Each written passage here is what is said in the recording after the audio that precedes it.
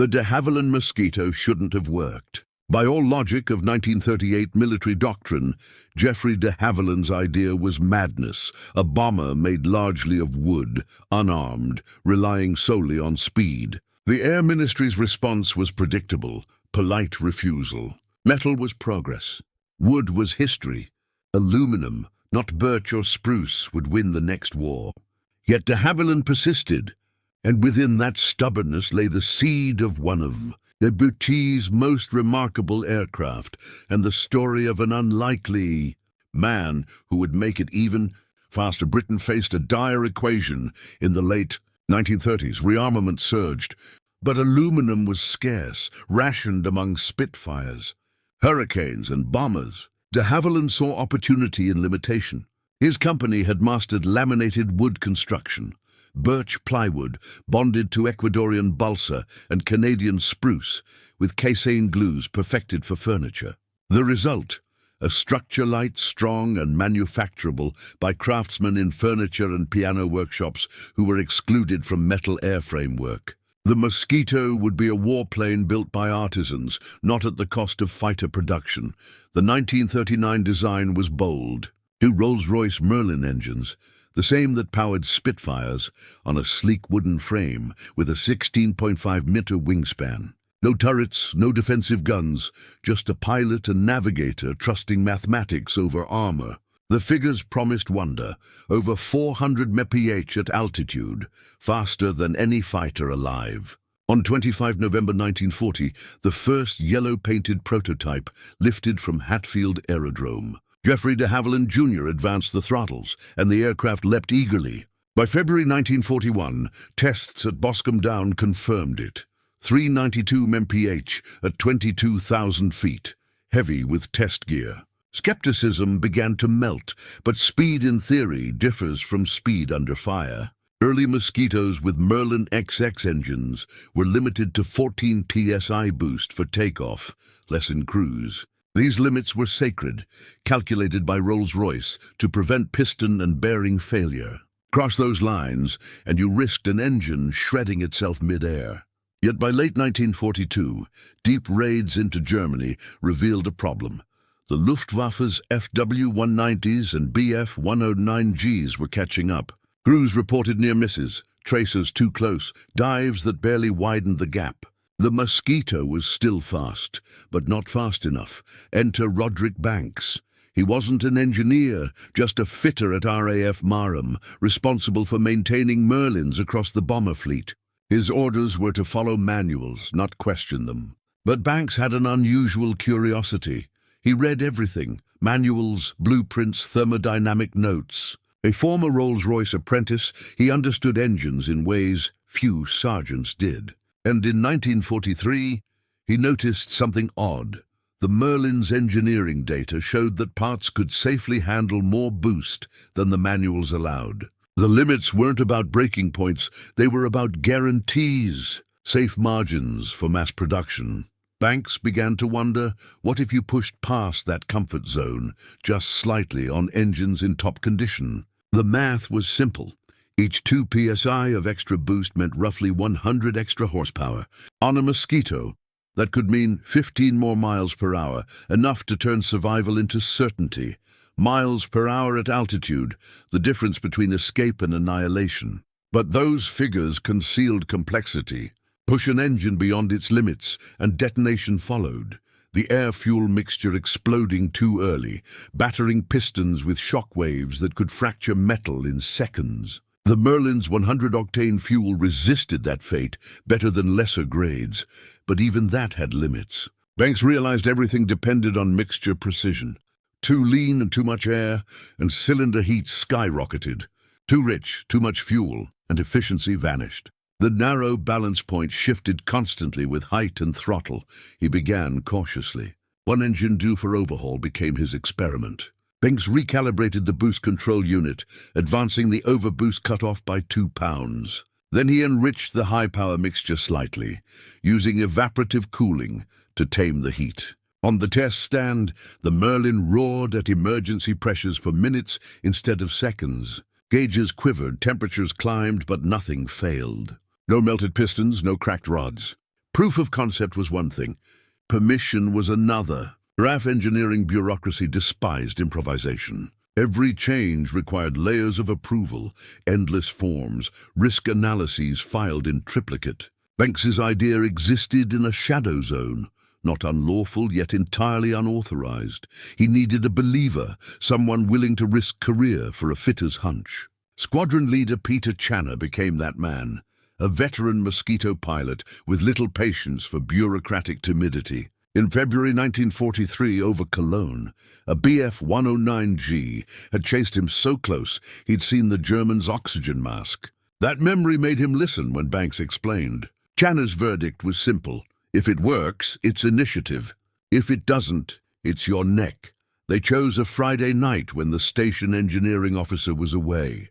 Banks and two riggers worked under blackout lamps, modifying Channer's Mosquito, serial DZ414.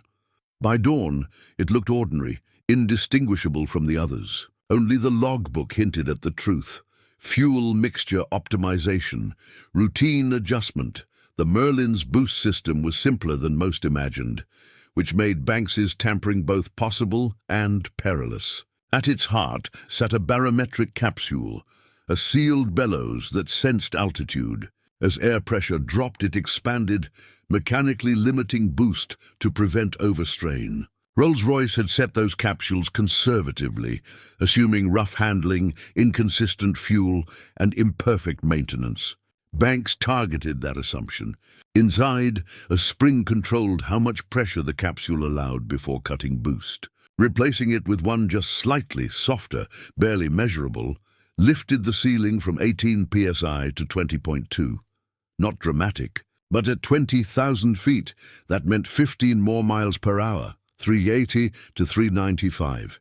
In combat terms, the gap between being in gun range and escaping it, the fuel system needed equal finesse. The Merlin's carburetor metered fuel through brass jets, drilled to exact tolerances. At high throttle, these jets delivered a mixture deliberately lean to save fuel and prevent fouled plugs. A fine peacetime compromise, but one that robbed cooling under stress. Banks swapped the main jet for one a single drill size larger, about 8% more fuel at full power. Enough to drop exhaust temperatures by 40 degrees C, buying safety from detonation and pre-ignition. Finally, the magneto timing. The spark plugs fired before the pistons peak to allow full combustion. Rolls-Royce specified 15 to before top dead center, balancing power and durability. Banks advanced it to 18 degrees, extracting more energy from each stroke at the cost of greater strain on rods and crankshaft. He trusted the Merlin's bottom end. If the engine was flawless, any showing even slight wear reverted to factory limits. Only freshly overhauled Merlins, pistons new and bearings measured within a hair's tolerance, received the treatment, thousandth of an inch on every bearing. Compression equal across all 12 cylinders. Only those engines earned the upgrade. Banks wasn't defying physics. He was respecting it while pushing the edges. His changes violated no written rule because no rule imagined them. RAF maintenance orders assumed fitters obeyed the manual to the letter. Nowhere did it say, "Thou shalt not recalibrate boost." It simply never occurred to anyone that a man would dare. Banks operated in the twilight between permission and prohibition, that narrow zone where initiative shares a border with career-ending folly.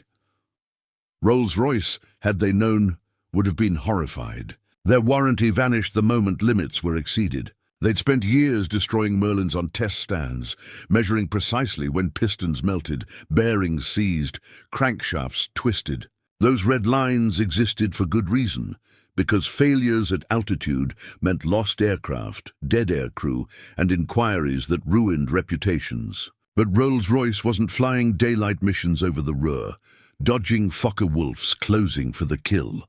Banks gambled that brief bursts of overboost, minutes, not hours, wouldn't trigger those catastrophic modes. He was wagering on three things: the detonation resistance of 100-octane fuel, his own skill in choosing flawless engines, and riggers who would watch temperature gauges like hawks during tests. The morning after DZ-414's surgery, Channer took her up alone. Routine test pattern. Climb to 15,000 feet, level off, cruise check, then push it. He eased the throttles fully forward and watched the boost needles climb beyond their red arcs, settling at 20. The Merlin's tone hardened, a deeper, more urgent snarl. The airspeed indicator unspooled into uncharted numbers. The real proof came days later, 19th of April, 1943, on a reconnaissance run over Gelsenkirchen. Chana's Mosquito was assigned to photograph synthetic oil plants in the Ruhr Valley, missions that always attracted German attention. The sky was clear, visibility perfect, which meant terrible concealment. 18 minutes after crossing the Dutch coast, two Focke-Wulf 190A5s clawed upward from Münster, their BMW radials howling. The controllers had plotted the intercept precisely, cutting off the Mosquito's route to the North Sea. Chana saw them at 6 miles, black dots angling down from sunlit cloud. Classic Luftwaffe tactic: attack from above and behind, dive through the bomber's wake, unleash cannon fire at convergence range. Chana stayed calm, completing the photo run as the range collapsed. Then to his navigator, he said quietly, "Let's see what Banks gave us." The throttles were already open, but he released the override stop and shoved them past. The boost surged past 20 pounds. The Merlins responded with a violent, exultant roar. The Mosquito didn't just accelerate, it lunged. The speedometer swept past 400 mph, still climbing.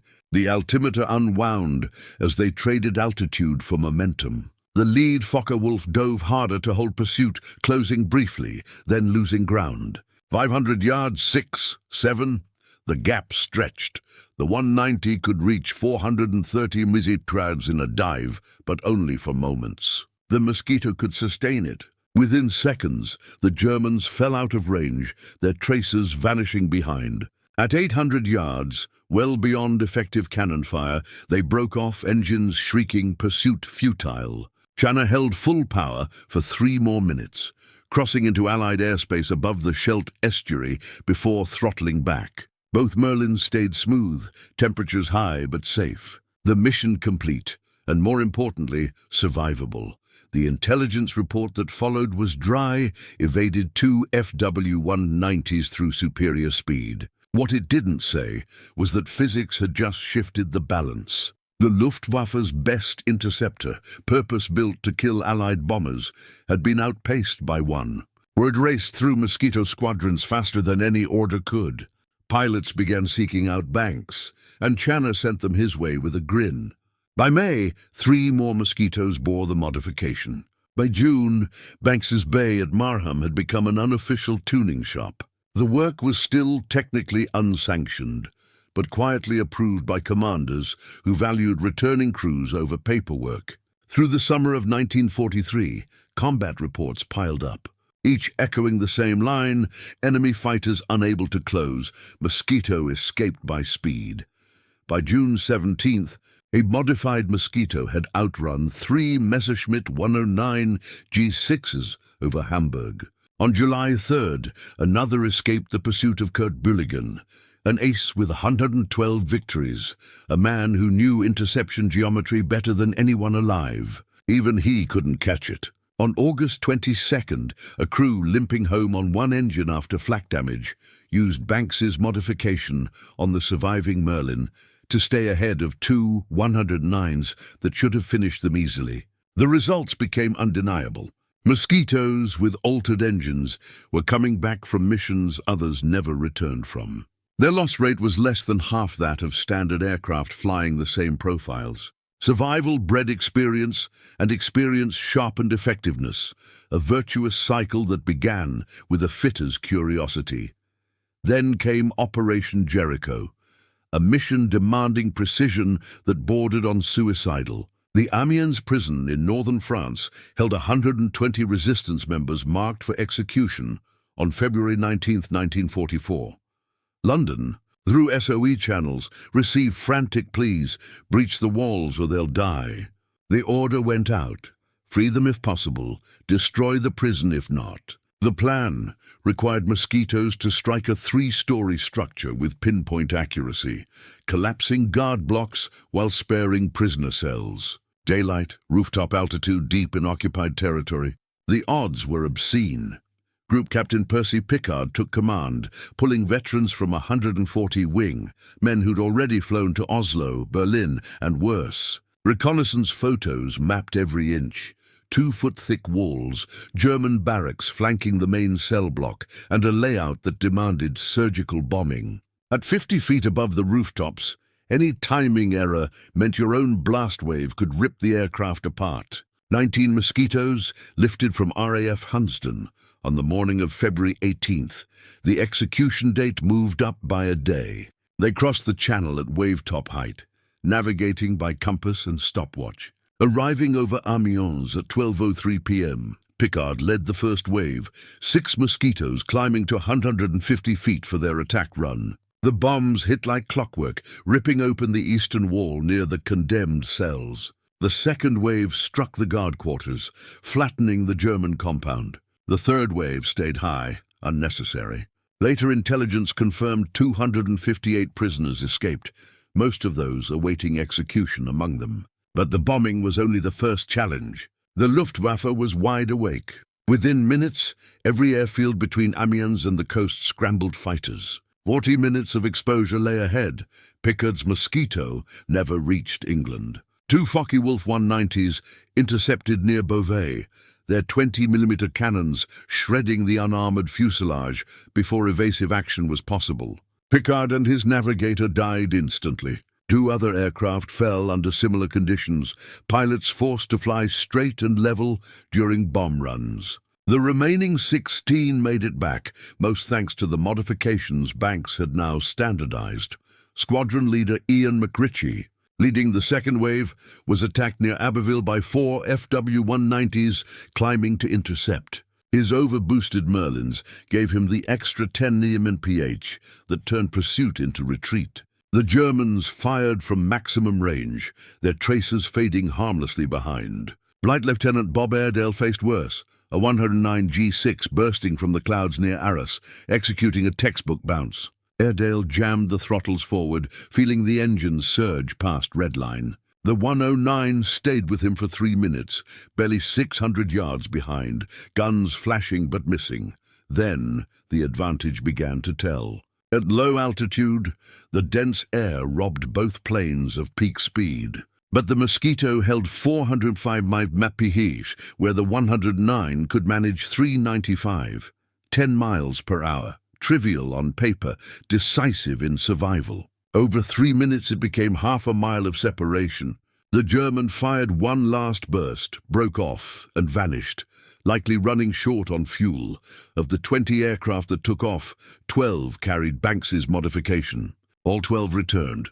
The 4 that didn't included Pickard's unmodified Mosquito and 3 others at factory settings. Statistically small, yes, but the crews didn't need charts to see the truth. By March 1944, requests were arriving from squadrons Banks had never heard of, and engineering officers had learned the most useful wartime habit of all, knowing when not to look too closely, to implement modifications they could never officially acknowledge. Hermann Göring's fury had become legendary, even by his operatic standards. During a Luftwaffe technical briefing at Karin Hall on March 8, 1944, he famously exploded mid-sentence, demanding to know why German fighters couldn't catch wooden British furniture. His outrage wasn't baseless. Mosquitoes were appearing over Berlin in daylight, photographing the Chancellery, while Bf-109s scrambled helplessly below. The humiliation was total, tactical, political, and personal. Göring had promised Hitler domination of the skies. Instead, plywood bombers mocked the Reich at 400 mm PAD. The Luftwaffe's reaction was frantic innovation disguised as progress. Both Messerschmitt and Focke-Wulf received urgent orders to claw back the speed gap by any means. The engineers knew the brutal truth. The Mosquito's combination of power, altitude, and precision flying created an envelope their fighters could almost, but not quite, match. Close, infuriatingly close, but aviation is merciless. Almost is irrelevant. Messerschmitt's answer was the Bf-109 G10, fitted with the Daimler-Benz DB605D engine, improved supercharging, and emergency boost producing 2,000 horsepower. On paper, impressive. In combat, less so. The extra power came with added weight and crippling engine wear. The G10 could reach 426 mph at altitude, but only briefly, and at the cost of an engine lifespan measured in hours. The Luftwaffe's logistics, already strained, couldn't support such excess. Focke-Wulf pinned its hopes on the TAR-152, Goethtank's obsessive refinement of the FW-190, with extended wings, a pressurized cockpit, and the Junkers Jumo 213 engine delivering 2,050 horsepower, with MW-50 methanol water injection. The prototypes achieved stunning results, 472 mph at 41,000 feet. In theory, it should have outclassed the Mosquito. In practice, development delays meant the first operational TE-152s didn't reach squadrons until January 1945. Too late. Too few, too irrelevant. Some Luftwaffe ground crews, desperate to imitate the British success, began experimenting with unauthorized overboosting on their DB605s and BMW 801s, hoping to extract that elusive margin. The outcome was predictable disaster.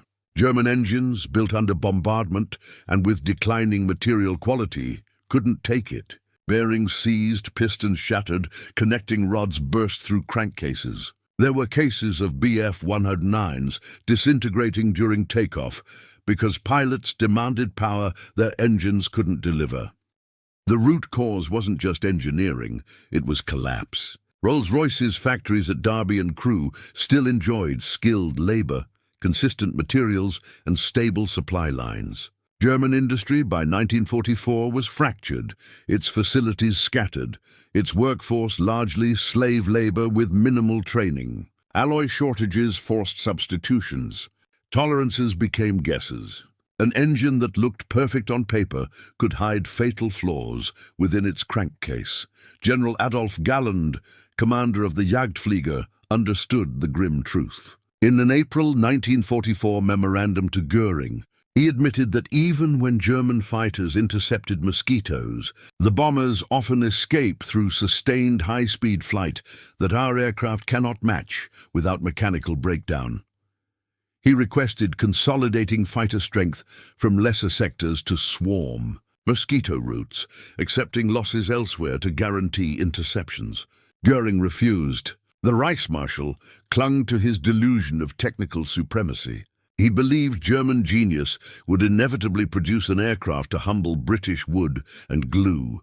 He poured dwindling resources into jet development, the Me-262, a machine promising the speed to obliterate the Mosquito menace. And indeed, when it finally flew, it was everything promised. Fast, lethal, revolutionary. But the miracle came too late. Only a handful reached combat, flown by barely trained pilots, burning precious fuel Germany no longer had. Meanwhile, the Mosquito's reign grew bolder. It struck in daylight where even the heavy bombers dared only by night. Ball-bearing plants at Schweinfurt, V-weapon sites on the French coast, Gestapo headquarters in Copenhagen. Its effect went beyond damage. It shattered German morale. Civilians watched as the pale shapes streaked overhead, untouchable, and knew the Luftwaffe had lost the sky. Even German pilots grew grudgingly respectful. Hauptmann Heinzke, a veteran credited with 33 victories, wrote in his diary after another failed intercept, "The Tommy flew as though the devil himself drove him." Perhaps, he mused, the devil was in the engines. He never knew of Banks or his recalibrated boost controls, or the enriched mixtures that made wood and glue faster than metal. By autumn 1944, Banks's workshop at Marham had become equal parts legend and necessity. Crews arrived daily, seeking that invisible advantage, a few more miles per hour that could turn survival from luck into engineering. Crews from other stations began arriving with bottles of whiskey and mechanical woes, hoping the sergeant with the magic touch might look over their Merlin. Banks helped when he could, but demand quickly outpaced one man's endurance. The answer emerged naturally. He began teaching others. He selected promising fitters with both aptitude and discretion, passing on not just procedures, but understanding. Recommendations guided recruitment. Banks favored men with Rolls-Royce backgrounds, or those who demonstrated quiet initiative. He would have them watch as he worked, adjusting boost controls, swapping fuel jets, advancing magneto timing, explaining theory as he moved. Each trainee saw the process twice, then performed it themselves under supervision. Anyone unable to explain why the changes worked, not merely how, was dismissed. Mastery required comprehension, not mimicry. Among the first and finest was Flight Sergeant Thomas Yardley. Formerly at Rolls-Royce Hillington near Glasgow, Yardley had an intuitive feel for heat, pressure and flow. Instincts Banks recognized instantly. By November 1944, Yardley was performing modifications at RAF Coningsby, working with Lancaster squadrons, now using Merlin-powered variants. The results translated not as spectacularly as in the Mosquito, but enough to matter. A Lancaster couldn't outrun fighters, but the added power improved climb and high-altitude performance, making interceptions harder. Another apprentice, Corporal James Dennison, established a separate branch at RAF Whiten in Cambridgeshire, concentrating solely on Mosquito units. Younger than Banks, barely 23, Dennison proved both sharp and inventive. His contribution was refining fuel mixture profiles for specific missions. Low-level anti-shipping strikes demanded richer mixtures for cooling, while high-altitude reconnaissance required leaner, efficient settings. Dennison's adjustments effectively created mission-tailored engine configurations. The shadow network spread quietly, bound by secrecy and discipline. No mention of modifications appeared in reports or on telephones. Information passed in person, mechanic to mechanic, under the guise of routine maintenance. Squadron engineering officers practiced deliberate ignorance. They knew performance had improved, but the logbooks reflected nothing beyond standard overhauls. If questioned, they could truthfully claim they'd seen no irregularity. It was an elegant deception, invisible to bureaucracy, invaluable to survival. Technically, it broke every rule. The Air Ministry required all modifications to undergo testing, documentation, and authorization. Banks's network ignored all three, existing entirely outside official channels. It survived only because results silenced protest. Mosquito squadrons with tuned engines consistently showed superior combat performance, higher sortie completion, fewer losses, more accurate bombing. Yet the gains carried costs that Banks never minimized. Engines run at overboost wore faster. Components that should last 200 hours sometimes demanded overhaul at 150. Piston crowns eroded sooner. Exhaust valves suffered accelerated wear. The price of power was maintenance, and sometimes risk. That risk became real in December 1944, when a Mosquito departing RAF Benson lost a connecting rod in its port engine at 400 feet. The rod tore through the crankcase, spraying oil across the exhaust manifold. Flames erupted instantly. The crew coaxed the burning aircraft around and landed on one engine, but the wing was consumed before fire crews arrived. Investigation traced the failure to a modified Merlin installed 3 weeks earlier. Banks examined the wreck himself. The rod bore classic fatigue cracking, overstressed metal failing after cumulative strain. The logs showed 178 hours since overhaul, technically within regulation, but Banks's standing rule called for removal at 150 hours. The fitter had missed the limit by 28 hours, enough to nearly cost 2 lives. The incident forced Banks to impose structure on his informal system. He introduced a handwritten ledger, recording each modified engine by serial number, date, and service limit. Every trained fitter received a copy and one instruction: pull the engine at the limit, no matter how perfect it looked. The stricter discipline nearly eliminated failures, but increased workload. Station commanders now faced an impossible paradox.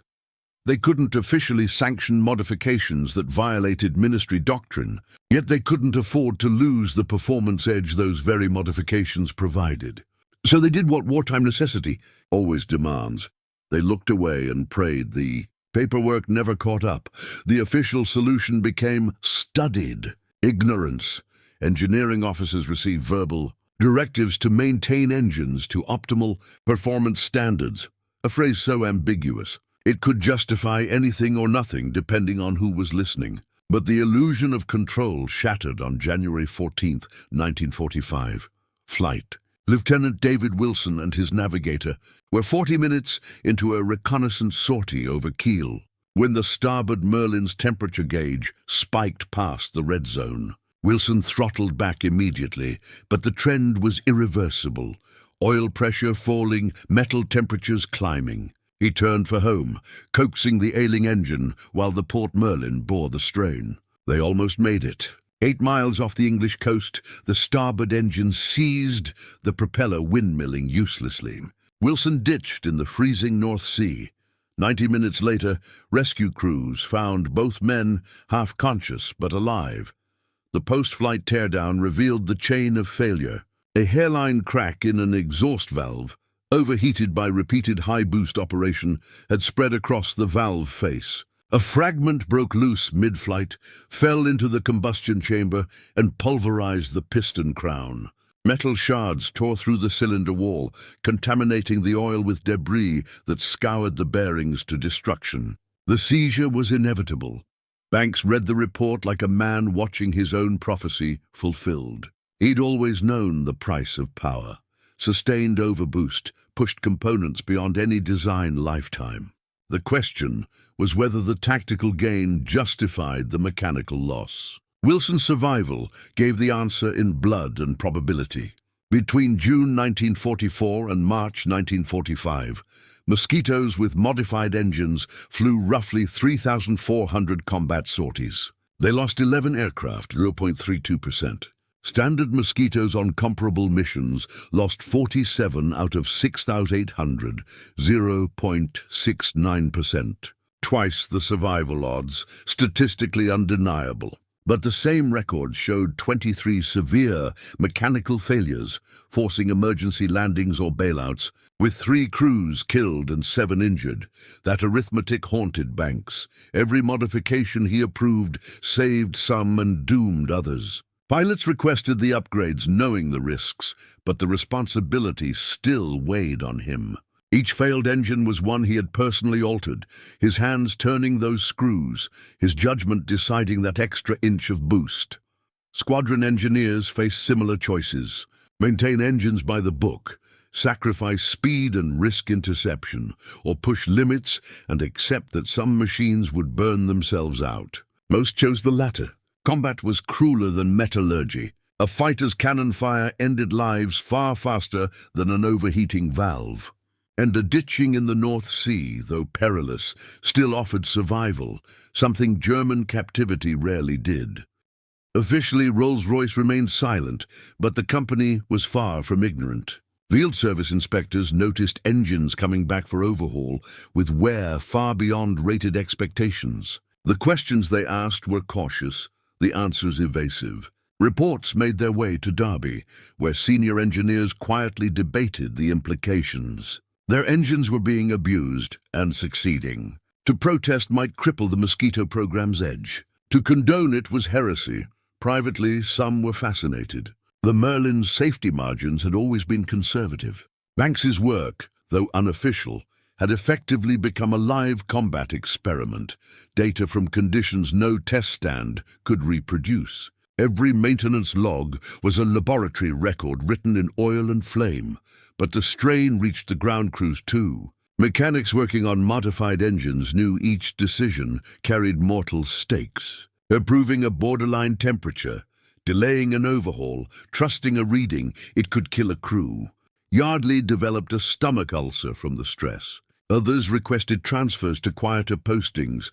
Nerves frayed from the burden of judgment. Banks himself wore the toll. Photographs from late 1944 show the change. A man aged years in months, eyes dulled by knowledge that innovation took lives as easily as it saved them. He still believed the risk was worth it. The numbers proved it. Yet belief didn't absolve guilt. The debate ended abruptly in February 1945 when Ernest Hives, Rolls-Royce's chief engineer, arrived unannounced at Marham. He gave no warning, no formal notice. Hives wanted to see the truth firsthand, not the polished reports or polite denials. The managing engineer of Britain's most famous power plant was about to meet the man who had rewritten its limits. The director of Rolls-Royce's Aero Engine Division arrived at RAF Marham on February 12, 1945. Driving, himself in a borrowed Air Ministry staff car, he found Sergeant Banks in Workshop 3, hands buried in the guts of a Merlin that had run 147 hours since its last modification. Hives observed silently for 10 minutes before breaking the quiet. "Show me what you're doing, Sergeant, all of it." What followed was 3 hours of pure engineering discourse. Banks laid out every step: the boost control recalibrations, the fuel jet replacements, the criteria for selecting engines fit for modification. He didn't defend his actions or apologize. He simply demonstrated the facts, the methods, the mathematics, and the results. Hives questioned him precisely, probing detonation margins, bearing loads, and temperature tolerances. This wasn't a reprimand. It was two engineers conversing across the front line of innovation. Hives had brought with him service records from 200 Merlins, pulled at random from active squadrons. He spread them on a bench, separating modified from standard engines by the wear signatures visible in the logs. As Banks had predicted, the altered engines showed accelerated component wear, but remarkably low catastrophic failure rates, so long as maintenance intervals were observed. What struck Hives most was the discipline. Banks's process wasn't guesswork. It was a structured engineering method executed with precision. When Hives asked about failure data, Banks handed him the notebook, a meticulous log of every modified engine. 23 mechanical failures out of 3,400 sorties, a rate of 0.68%. Hives compared it to the Merlin's official field failure rate of 0.31%. Twice the breakdowns, but also twice the survival rate in combat. The calculus was grim but undeniable. More engines lost meant fewer airmen killed. From an operational standpoint, Banks's defiance had saved lives. Hives's reaction stunned those present. He didn't order an end to the practice. Instead, he thanked Banks for proving that Rolls-Royce had been too conservative with the Merlin's limits. The engineers in Derby had always known their engines contained hidden capacity. They'd simply never risked it without exhaustive trials. Banks had taken that leap, replacing committee caution with combat pragmatism. Within weeks, Rolls-Royce issued Technical Service Bulletin 184, dated March 7, 1945.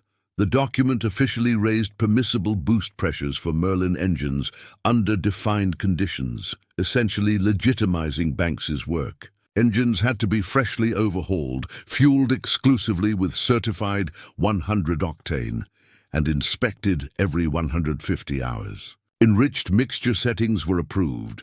Magneto-timing remained unchanged. The new limits effectively turned Banks's field modifications into authorized factory standards. Overnight, the grey art became policy, and 2 years of unofficial innovation gained retroactive blessing.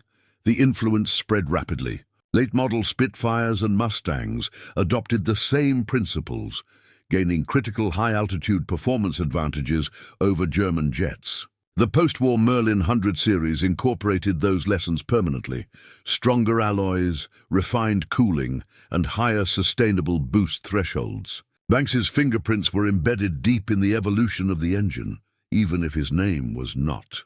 Recognition came quietly. In April 1945, Banks was promoted to warrant officer, a rare distinction for a non-aircrew serviceman.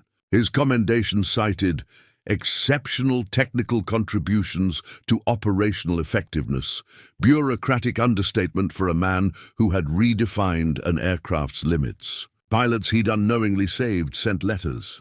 Others simply shook his hand on the tarmac and said nothing. Survival was thanks enough. After the war, Rolls-Royce offered him a position at Derby in experimental development, an environment where his instinct to challenge boundaries was now a virtue, not a violation. He accepted, leaving the RAF in September 1945 with an official record describing him as competent and reliable, a phrase that missed the enormity of what he'd achieved. The final tally came in June 1945, after Germany's surrender. Mosquitoes fitted with modified Merlins had flown 8,200 sorties in the war's last year, losing 27 aircraft, 0.33%. Standard Mosquitoes, over 4,100 sorties, lost 31, 0.76%. The numbers were indisputable. Banks's adjustments had halved the loss rate and spared roughly 200 aircrew lives, all through meticulous, mechanical insight that cost nothing but courage. The Air Ministry never formally acknowledged the modifications' contribution to the Mosquito's legend. Official histories credited the aircraft's speed, design, and tactics, but not the quiet genius who made the impossible a little faster. The aircraft's celebrated reputation for design excellence was true, but incomplete. The Mosquito was a masterpiece, yet it was Banks who made it extraordinary. Roderick Banks died in 1992 at age 76 in suburban Derby after 47 years refining engines for Rolls-Royce. His obituary in the Derby Telegraph spoke of a distinguished career in aerospace engineering, but never once mentioned the Mosquito or the wartime modifications that defined his legacy. The story might have vanished completely, if not for a casual exchange at a 1995 Mosquito reunion, where three veterans separately referenced Banks's engines. A historian, intrigued, began asking questions. Slowly, through maintenance logs, squadron records, and surviving testimonies, the full picture emerged. What surfaced was rare, tactical innovation born from the ground up. A sergeant who saw performance potential others overlooked or feared to use. Military organizations preach initiative, yet they're built to suppress exactly what Banks achieved: unsanctioned modification of costly, critical machinery based on personal judgment. His success exposed uncomfortable truths about engineering caution. Rolls-Royce's safety factors, while sensible for general use, were overly conservative for aircraft maintained at the highest standard and flown by expert crews. Banks realized that safe for all wasn't the same as optimal for some. The Merlin could deliver more if its environment, maintenance, fuel monitoring was flawless. The company's blanket rules effectively locked away genuine capability. That insight remains relevant. Modern engines, both civil and military, operate under deliberately conservative limits, manufacturers safeguarding against variable conditions and liability. Yet field operators still find extra performance within those boundaries. Exploiting it demands exactly what Banks demonstrated: deep technical knowledge, uncompromising precision, and acceptance that more power comes at the expense of longevity. His work also drew a sharp line between wartime necessity and peacetime prudence. In peace, engineers prioritize endurance, cost efficiency, and wide safety margins. In war, survival overrides all else. A component that lasts 150 hours instead of 200 is acceptable if those 150 hours keep a crew alive over Munich at dawn. Banks internalized that logic early. Better an engine worn out from running too fast than one perfectly preserved in a downed aircraft. Modern fighter doctrine echoes this philosophy. The F-15's war emergency power setting, for instance, sacrifices engine life for decisive thrust when it matters most. Banks pioneered that principle in his era, proving that survival justifies accelerated wear. Ironically, the Mosquito's post-war reputation owes much to his handiwork. The performance figures celebrated in history books often describe the modified aircraft, not factory-standard models. The legend of the wooden wonder owes its edge partly to one man who broke the rules. That irony continues to fascinate engineering scholars, who now cite Banks's work as a case study in practical innovation versus institutional rigidity. His methods were methodical, not reckless, technically sound solutions enacted beyond bureaucratic permission. They raise timeless questions. When does obedience preserve safety, and when does it hinder progress? Banks's story offers no easy answer. He was right, but had he been wrong, he'd have faced court-martial, not commendation. The broader truth speaks to where innovation comes from. Transformative ideas rarely emerge in boardrooms or design offices. They arise from workshops, hangars, and laboratories where people confront failure daily. Banks wasn't cleverer than Rolls-Royce's engineers. He was closer to consequence, driven by stakes they didn't bear. His position allowed a kind of creative recklessness impossible in committees. RAF Marham's Workshop 3, where he first modified DZ-414, was demolished in 1962 during modernization. No plaque marks the spot. The Mosquito that carried his work into Operation Jericho survived the war, but was scrapped in 1947. Its engines melted down for aluminum salvage. The physical traces vanished. Only documents and memories remained.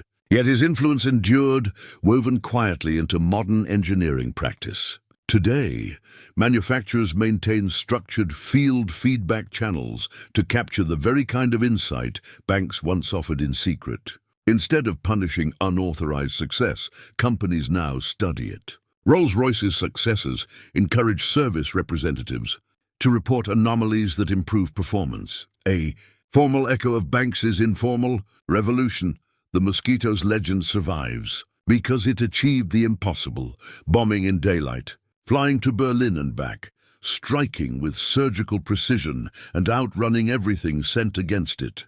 Its success was built not only on Geoffrey de Havilland's brilliance, but also on the quiet courage of a sergeant who read the manual too closely, saw what others missed, and decided that saving lives was worth bending rules no one else dared test.